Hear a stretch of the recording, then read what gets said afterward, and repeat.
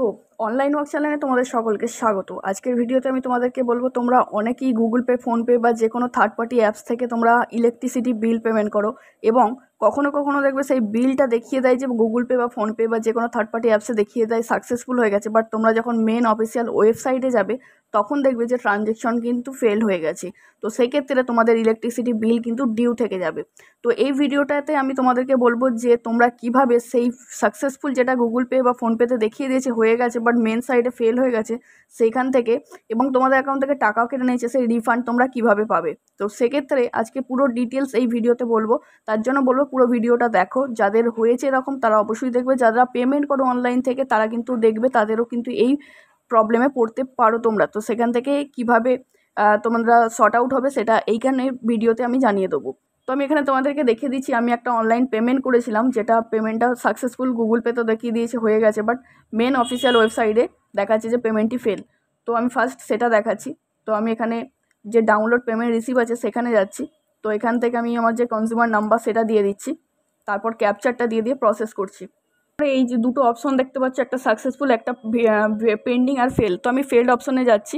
তো এখানে দেখো আমি অনেকগুলো পেমেন্ট করেছিলাম, তো সেক্ষেত্রে এই যে 15 তারিখে দেখো, 15 তারিখে যে পেমেন্টটা আমি করেছি, এ দেখো 15 তারিখ যে ডেট দেখাচ্ছে, এখানে আমি অনেকবার ট্রাই করেছিলাম কিন্তু এখানে আমার অ্যামাউন্ট দেখাচ্ছে 1062 টাকা। তো এই পেমেন্টটা কিন্তু ফেল হয়ে গেছে, যেটা আমি তোমাদেরকে স্ক্রিনে দেখিয়ে দেবো যে গুগল পে থেকে আমি গুগল পে থেকে পেমেন্ট করেছিলাম, ওখানে কিন্তু দেখা যাচ্ছে যে পেমেন্ট সাকসেসফুল। তো ফার্স্ট আমি ওখানেও একটা কমপ্লেন করেছিলাম, যেটা সাকসেসফুলের নিচে দেখবে হ্যাভিং ইস্যু বলে একটা অপশন থেকে, সেই হ্যাভিং ইস্যু থেকে আমি কমপ্লেন করেছিলাম, বাট ওরা ওখান থেকে দেখিয়ে দিয়েছে যে ওখানের পেমেন্ট সাকসেসফুল হয়ে গেছে, ওদের ওটা প্রবলেম নয়। তো তারপরে আমি এই মেন অফিসিয়াল ওয়েবসাইটে এসে এই কমপ্লেনটা করছি।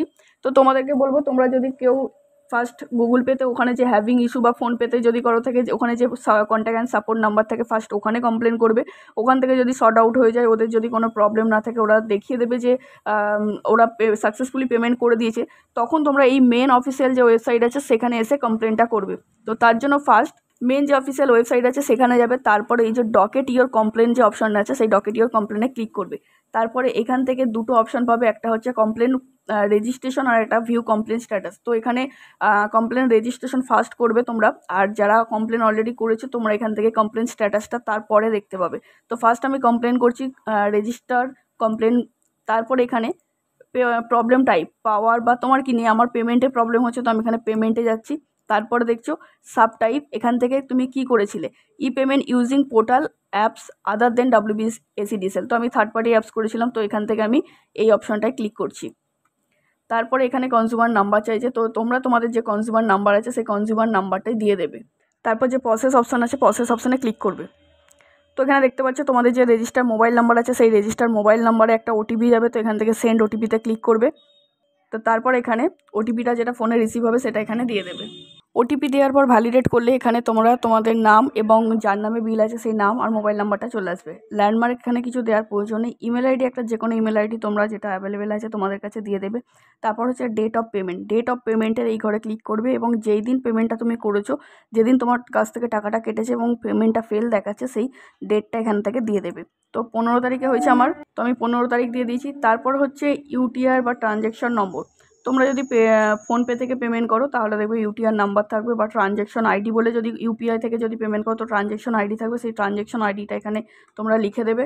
তারপর এখানে হচ্ছে সিলেক্ট পেমেন্ট গেটওয়ে ওয়ালেট। তো এইখান থেকে দেখতে পাচ্ছি এই যে অপশনগুলো আছে, Airtel money, Paytm, PhonePe, Vodafone, M Pesa, Google Pay, Amazon Pay, others. তো তোমরা যে কোনো থার্ড পার্টি অ্যাপস ইউজ করো না কেন সেইখান থেকে সেটা এখান থেকে চুজ করে দেবে। তো আমি গুগল পে থেকে করেছিলাম, আমি গুগল পে চুজ করছি। তারপর এখানে প্রবলেম ডেসক্রিপশন, তো তোমরা এখানে লিখে দেবে যে আমি এরকম একটা পেমেন্ট করেছিলাম এত তারিখে, আমার পেমেন্টটি গুগল পেতে বা ফোনপেতে দেখাচ্ছে সাকসেসফুল, বাট যে মেন অফিসিয়াল ওয়েবসাইট সেই অফিসিয়াল ওয়েবসাইটে দেখাচ্ছে পেমেন্ট ফেল। তো তারপর একটু স্ক্রল করে নিচের দিকে না বলে দেখতে পাবে একটা এখানে অ্যাটাচ ডকুমেন্টস চাইছে, জেপিজি বা পিডিএফ ফরম্যাটে চাইছে। তো আমি বলবো এই যে চুজ ফাইলটা আছে এটা কিন্তু 500 কেবির মধ্যে তোমাদের ওই গুগল পে যে ফোনপের যে যেখান থেকে পেমেন্ট করেছিলে তার পুরোটা স্ক্রিনশট করবে এবং সেটাকে একটা পিডিএফ ফাইলে বা জেপিজিতে কনভার্ট করবে। জেপিজি যদি থাকে এখানে নিয়ে সেই ডকুমেন্টসটা আপলোড করে দেবে। তো আমি দেখাচ্ছি আমি কী করেছি। তো ফার্স্ট তোমরা, তো দেখো আমার যে টাকাটা কেটেছে এটা হচ্ছে গুগল পে, আমি পুরোটা এটা জাস্ট স্ক্রিনশট নিয়েছি, এখানে ট্রানজ্যাকশন আইডি পর্যন্ত তোমার স্ক্রিনশট নিয়েছি। তারপর এখান থেকে যে সাকসেসফুল হয়ে গেছে সেটা ওই যে পেড লেখা আছে সেখানে সাকসেসফুল হয়ে গেছে দেখাচ্ছে, সেটা পর্যন্ত নিয়েছি। তার সাথে সাথে যে WBSEDCL যে মেন সাইট যেখানে ট্রানজ্যাকশনটা ফেল দেখাচ্ছে, তো সেইখানটারও একটা কিন্তু স্ক্রিনশট নিয়ে সেটাকে একটা PDF-এ কনভার্ট করে নিয়েছি। এবং তারপর এই যে আপলোড ডকুমেন্টস আছে সেই আপলোড ডকুমেন্টস এখানে ছবিটা এখানে আপলোড করে দেবে এবং তারপরে এই সাবমিট যে অপশনে ক্লিক করে দেবে। সাবমিট অপশনে ক্লিক করলে এরকম একটা ডকেট নাম্বার তোমরা পেয়ে যাবে এবং এই ডকেট নাম্বারটাকে একটা স্ক্রিনশট বা কপি করে রেখে দেবে। তারপর আবার সেম ডকেট ইওর কমপ্লেন যে অপশন আছে সেখানে ক্লিক করবে এবং সেখান থেকে এই যে ভিউ স্ট্যাটাস আছে এই কমপ্লেন স্ট্যাটাসে ক্লিক করবে। এখানে দেখবে উইদিন 24 ঘন্টাও কিন্তু টাইম লাগছে না। আমার ক্ষেত্রে আমার রিফান্ডটা চলে এসছে।